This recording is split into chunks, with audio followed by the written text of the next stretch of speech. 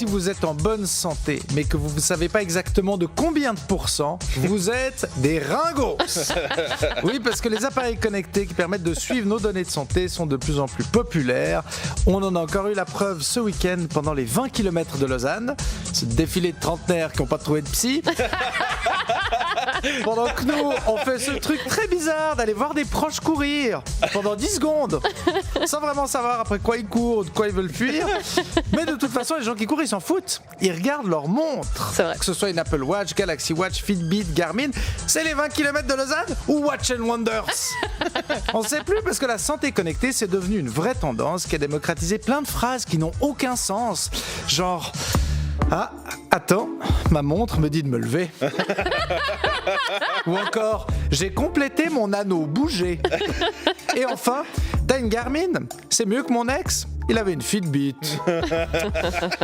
Mais la palme de la phrase la plus lunaire revient à Guillaume, un trentenaire qui apparaît dans un reportage de France 5. J'ai eu une nuit de 5 heures et 5 minutes de sommeil et du coup mon niveau d'énergie là il est passé à 60%. Bah voilà, maintenant on a notre petite jauge d'énergie, on est des Pokémon. Guillaume le geek, premier Pokémon de type trou du cul, qui évoluera en Guillaume le joueur de paddle tennis. Puis en Guillaume le marathonien de Strava. Mais meurs Guillaume, meurs écrasé par une bagnole parce que tu te comptais tes pas sur ta montre au lieu de regarder la route en traversant. Meurs avant de nous parler de ton âge physiologique. Alors selon ma montre, j'ai 2 ans de moins. Oui, mais tu dis quand même le rock c'était mieux avant Guillaume. Personne n'est dupe.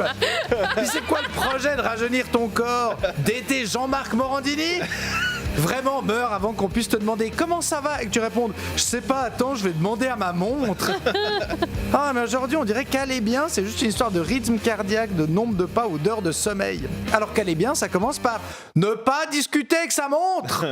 Mais après tout, pourquoi pas? C'est vrai, pourquoi pas? Qui a besoin d'être connecté à son ressenti quand on peut être connecté à sa montre? C'est ce que s'est dit Amazon en 2020 quand ils ont lancé Halo, un bracelet connecté qui promettait d'évaluer les émotions grâce à des micros qui enregistrent la voix de son utilisateur. Et à la fin de la journée, le truc te disait si t'avais été énergique, enthousiaste ou inquiet. Ah bah inquiet de ouf là. Il croit quoi Jeff Bezos? On est enthousiaste que notre montre nous dise aujourd'hui vous êtes d'humeur à acheter des produits sur Amazon. Bon alors rassurez-vous, le bracelet Halo a été retiré du marché en 2023. Apparemment les gens sont pas encore prêts pour les névroses sponsorisées. Mais il y a des trucs on s'est déjà fait avoir par des marques. Les 10 000 pas par jour. Bah oui, on nous a dit il faut faire 10 000 pas par jour comme c'était une recommandation médicale. Mais à la base, ça vient d'un fabricant de podomètre. Puis quoi, maintenant on va apprendre que 5 fruits et légumes par jour, ça vient des maraîchers. Et le conseil des 7 à 9 heures de sommeil, c'est qui? Le cinéma suisse. Mais la question reste, l'intérêt de tout ça, est-ce qu'il est médical ou financier? Porter un bracelet Whoop, c'est avoir quoi au poignet? Un mini médecin qui veut préserver notre santé ou un mini start-upper qui veut la monétiser? Et si vous demandez quelle est la réponse, le patron de Whoop passe plus de temps dans des podcasts que dans des hôpitaux. Il y a ça et le fait qu'une plainte a été déposée contre Whoop pour avoir partagé les données sensibles des utilisateurs sans leur consentement.